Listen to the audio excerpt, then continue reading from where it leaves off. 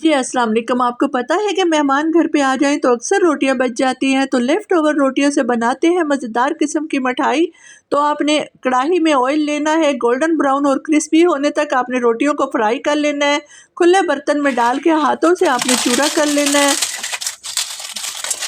उसके बाद शामिल करेंगे आप इसको चॉपर में और चॉप कर लेंगे दरदरा सा, इस तरह रोटियों को चूरा कर लेंगे। कढ़ाई में लेंगे चीनी को करेंगे कैरमलाइज़ और इसको गोल्डन ब्राउन होने के बाद इसमें दूध शामिल कर देंगे, शामिल करेंगे मक्खन और इसमें शामिल करेंगे लेमन और चूरा किया हुआ रोटियां। सब चीज़ों को आपने अच्छे से मिक्स कर लेना है।